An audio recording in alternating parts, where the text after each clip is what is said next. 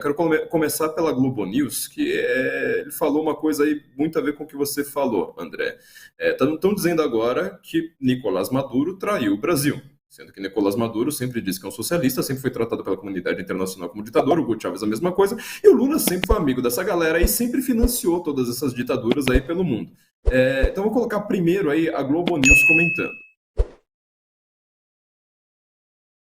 Primeiro print. Agora tem o print da Miriam Leitão, na verdade. Ó, Miriam Leitão falando: Lula eleito em defesa da democracia, isso aí foi bem claro, né? A gente sabia disso aí muito bem. Atira contra seu próprio capital político quando minimiza a gravidade da crise venezuelana, né? Ou seja, o capital político do Lula sempre foi a defesa de tudo quanto é terrorista, totalitário, ditador, assassino, assim por diante.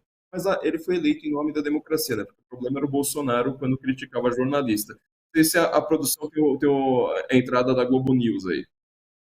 É um erro. A gente está falando de uma situação onde você não pode defender a democracia no Brasil e não defender a democracia na Venezuela. Não faz nenhum sentido. Quer dizer, isso acaba dando um flanco para que a oposição critique a postura do PT, que é o partido do presidente. A gente está falando de um cenário onde o governo brasileiro está adotando um tom de cautela, que é justamente, eu quero ver as atas. Cadê as atas? As atas não vão aparecer. Se elas fossem aparecer, elas já teriam aparecido. A gente está falando na prática de um Conselho Nacional venezuelano, eleitoral venezuelano, que acaba, na prática, dando um resultado de 51-44 e diz pra gente, olha, confia em mim. Confia em mim porque o resultado foi esse e la garantia sou eu. Né? Eu sou controlado pelo madurismo, eu sou controlado pelo governo, mas vocês confiem que o resultado foi exatamente esse. E claro que um país como o Brasil não pode aceitar uma postura como essa e tem que endurecer ali, ou tem que pressionar o governo venezuelano para que haja mais transparência em relação ao que efetivamente aconteceu no resultado eleitoral. Agora, o Brasil está numa situação muito delicada, porque a liderança regional brasileira ela fica em xeque num cenário como esse. A gente está falando de um continente rachado, a Venezuela tem tudo para radicalizar, o Maduro não vai sair do poder, está muito claro isso. A tendência é que haja, inclusive, um aumento na repressão, um aumento realmente no endurecimento do regime, e o Brasil vai ter que se posicionar de alguma maneira. Quer dizer, o que o Brasil faz diante disso?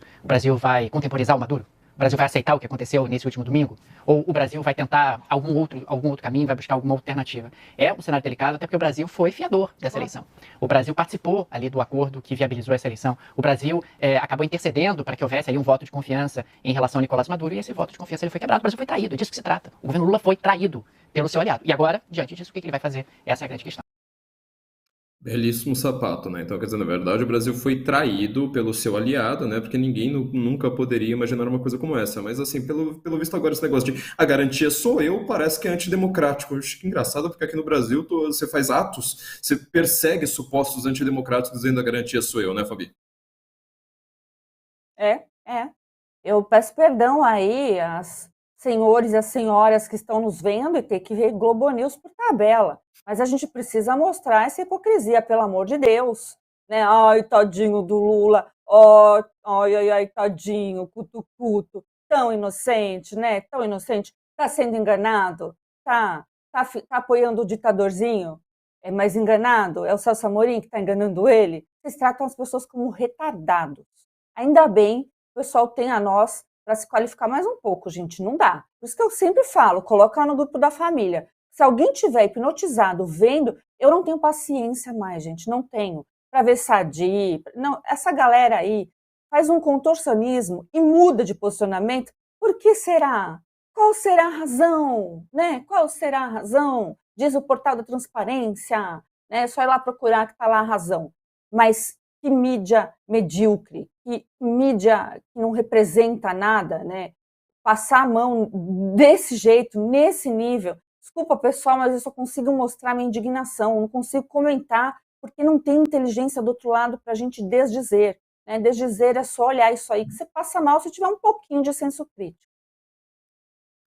André, divirta-se, fale bem democraticamente, óbvio. Claro, né? A gente tem que tomar cuidado porque precisamos falar muito democraticamente, afinal estamos numa democracia relativa e falar aqui na democracia relativa constitui-se crime contra o Estado de Direito, né? Então, temos que sempre lembrar, na nossa democracia há deputados presos porque xingou em rede social e em vídeo de flagrante eterno. Temos jornalistas exilados porque falaram palavrões deselegantes no ar. Então, temos senhorinhas presas de 71 anos porque estava fazendo protesto, mãe de família presa porque escreveu uma frase de batom numa estátua.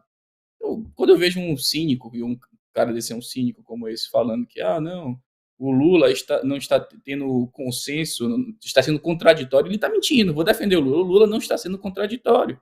Tá?